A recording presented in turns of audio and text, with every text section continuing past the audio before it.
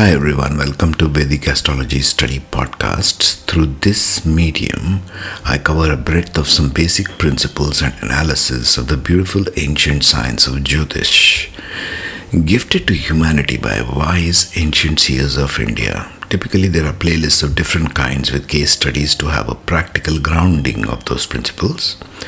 In this series, which will become a part of the Panchanga playlist, I am covering the science of Muhurta, or the timing of events, activities, dietary control, tuning your attitude to any given day of the month, since this is a lunar calendar. As per Vedic astrology, the human being should regulate their daily activities in alignment with the lunar cycle and the corresponding Tithi of the day. You might say this is the beginning of the use of science of Jyotish consciously, with awareness and in full view of self and this space-time reality we find ourselves in. Since this deals with your everyday cycle of energies that each of us deals with on a daily basis, it's a good beginning point to start Jyotish with Panchanga study first, before you get to the charts part.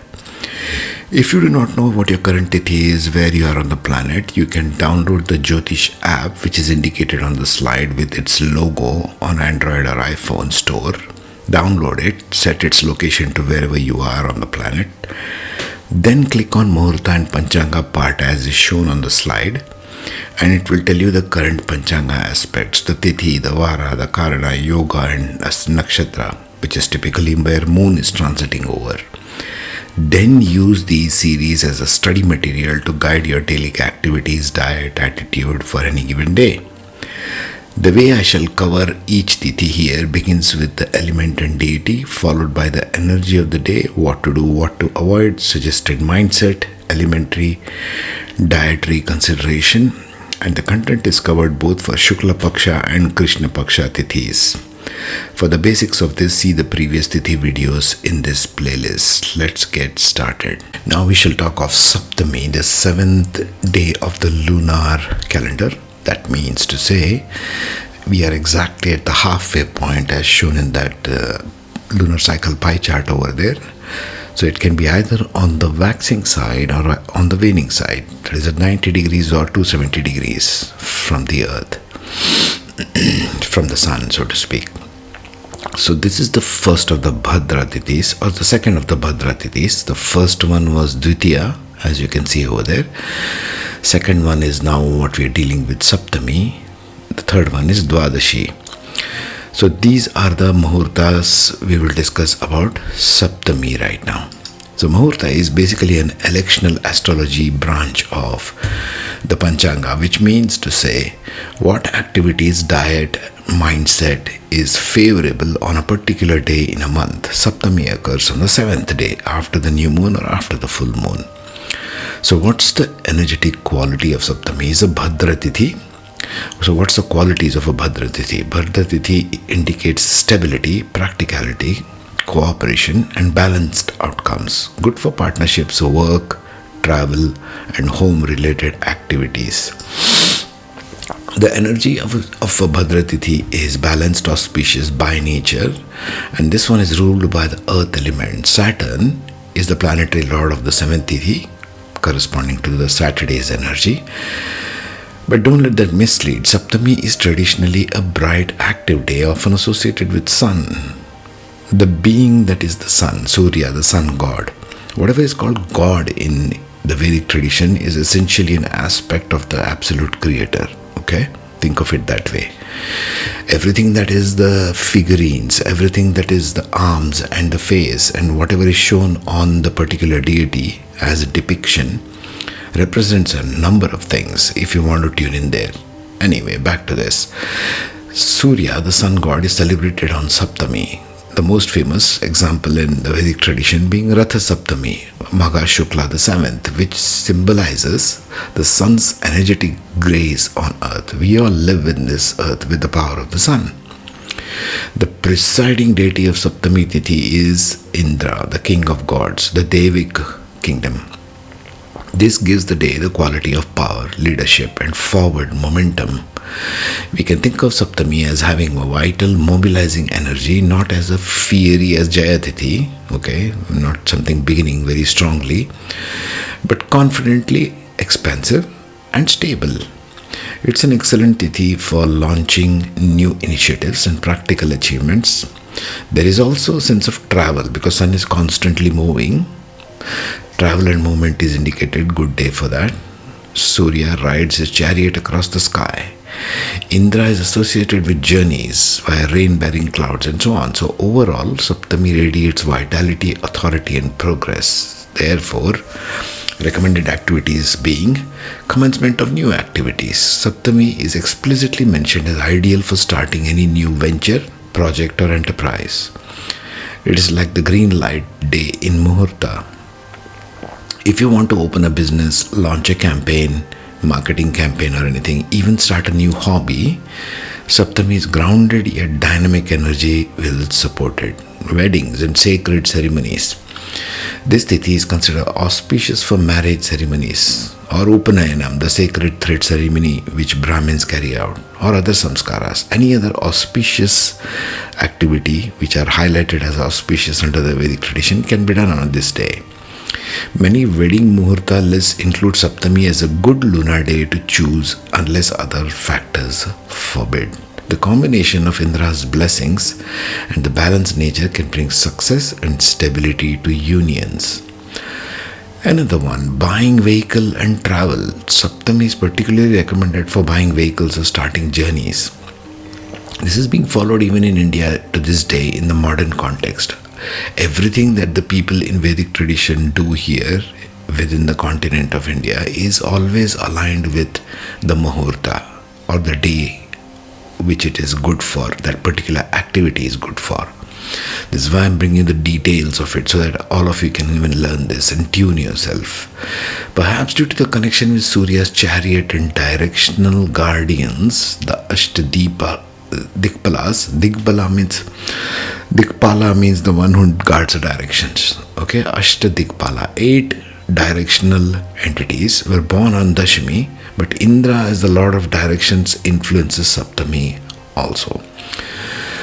If you plan to purchase a car, a bike or even a horse, well, nobody does this day, doing it on a Saptami is considered lucky. Also, embarking on significant travels or a pilgrimage can be done today. Texts say it's good for traveling, starting exercise programs also, going to the gym. If you have a few extra pounds and get rid of it, and you want to join a gym, good day to start.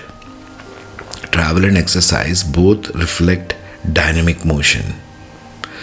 Another one, housewarming and relocation, something that is done in the Vedic tradition in India. We just don't buy a house and move into it. We do a ceremony for it. We take care of all the Vastu parts of it. We do Vastu Shanti part of it. We do Vastu Homa, for example, the fire ceremony, celebrating the directions, giving thanks, gratitude, calling in the ancestors, all this kind of stuff. It's a very rich tradition if you want to explore that.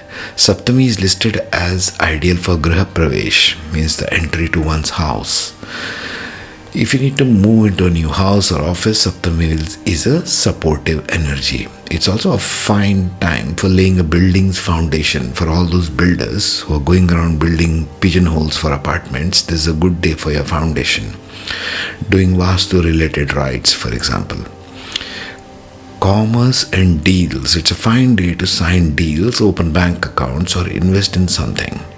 Indra's abundance, he is also the deity of fertility via rains, can shower good results. Physical fitness and initiatives like we spoke some time ago. The mention of starting exercise regimes. You have decided to lose some weight and go to the gym or go for a jog or whatever it is. This is a good day to start it. It's a good encourager. So this gives a forward momentum. You see, great day to begin. Art and jewelry. This day is also favorable for buying jewelry and engaging in crafts, arts. Okay, Indra loved adornments, and so purchasing gold gems, starting creative art projects, especially the ones requiring craftsmanship, can prosper on Saptami. Activities to avoid.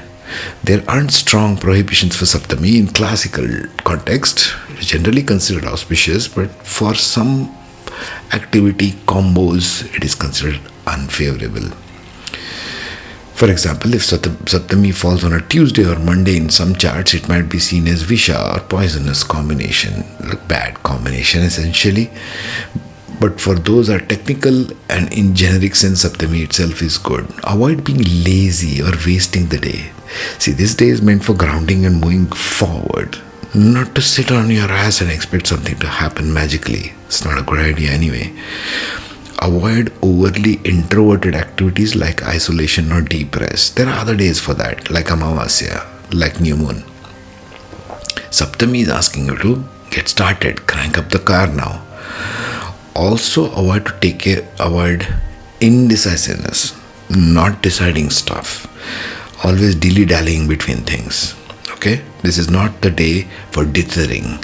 If you find Saptami falls during a tough astrological period for you, don't start quarrels because the energies will amplify conflict under Indra's power. So avoid starting conflict, start good things, okay? Suggested mindset, confidence, leadership, generosity. Step into Saptami with a sunny disposition like the sun. Aim to illuminate, energize your surroundings. It's a day for bold moves and forward momentum. So adopt a can-do mindset. Go out there and get stuff done approach. If you have been hesitating or something, Saptami encourages to take initiative. Embrace leadership, whether at home or work. Take charge. Others will likely cooperate. Indra is the king of gods. Not gods necessarily in this context. This is a toned down version. People don't understand Vedic tradition. Neither does AI in that context.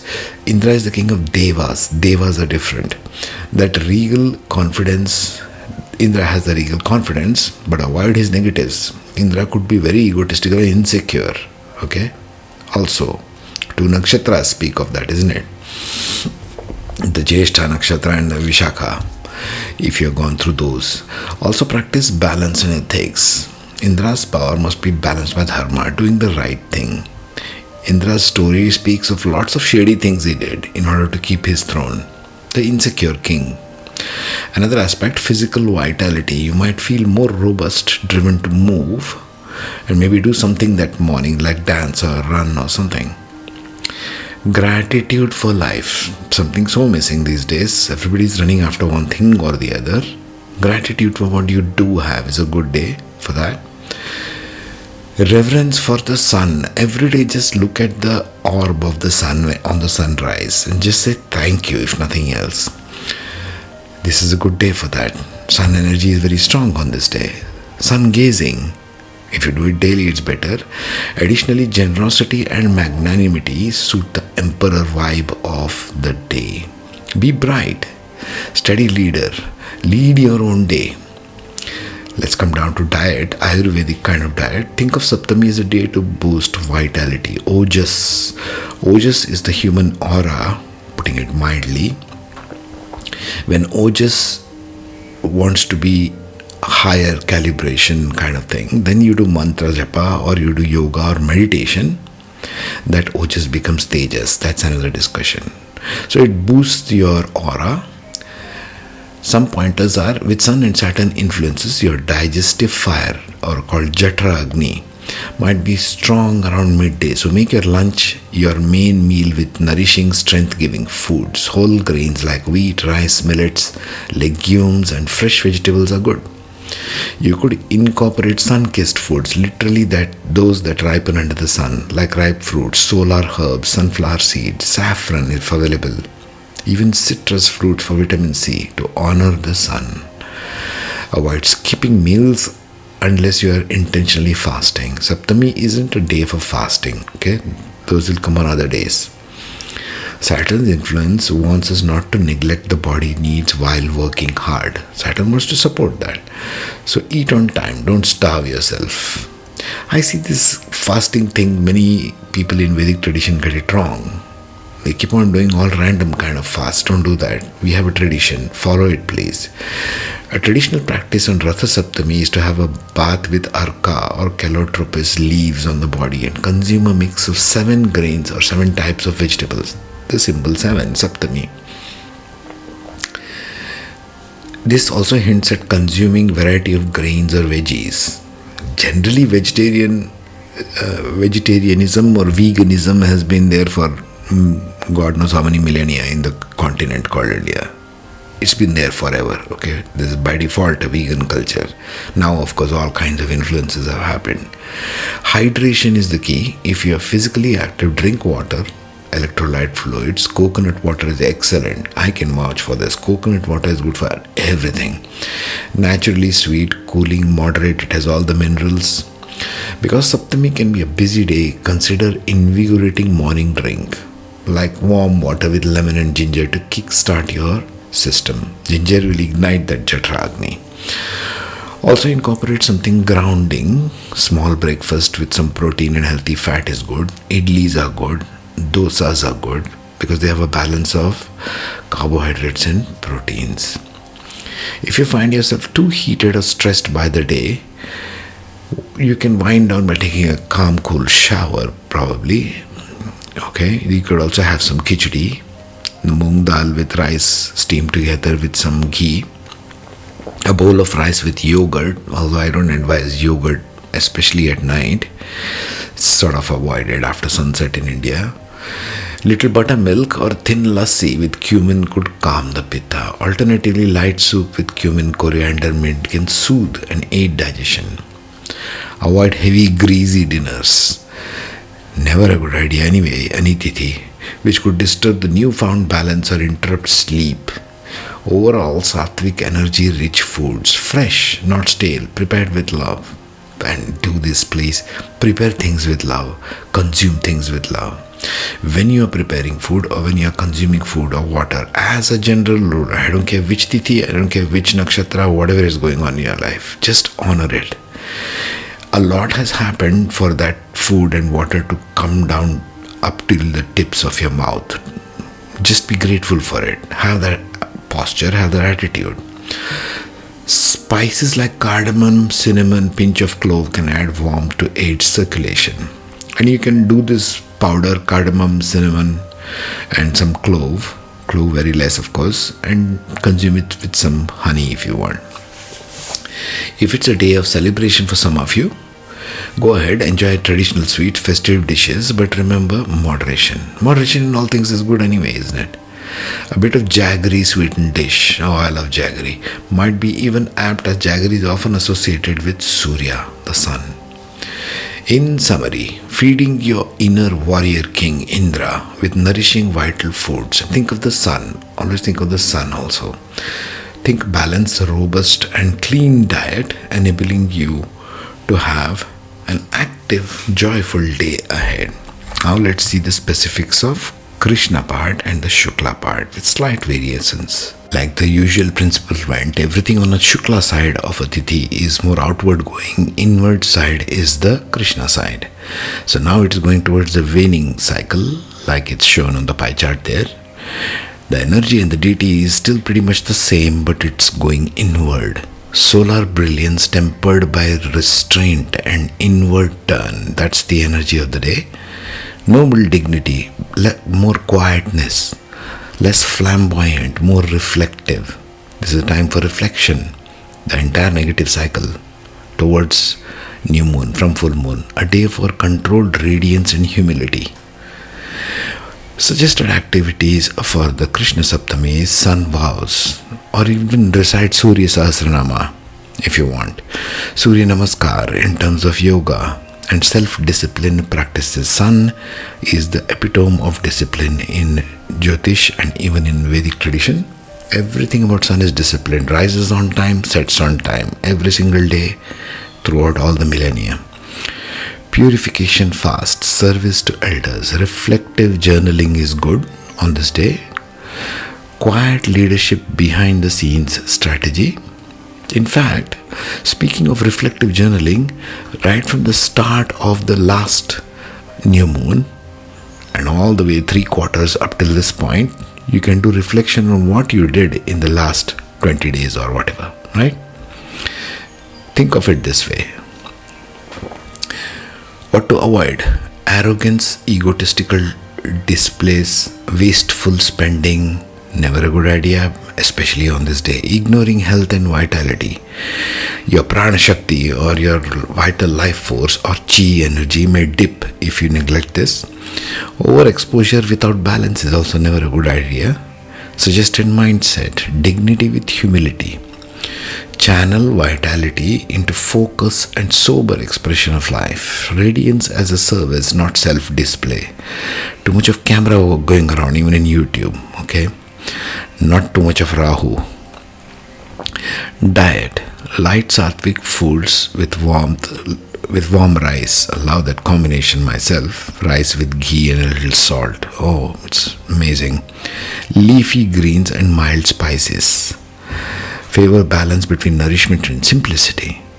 Nourish yourself, but keep it simple. Avoid heavy sweets, fried food, and overeating as usual, because it's never a good idea to do such things. You don't want to overload your system with too many sweets and fats.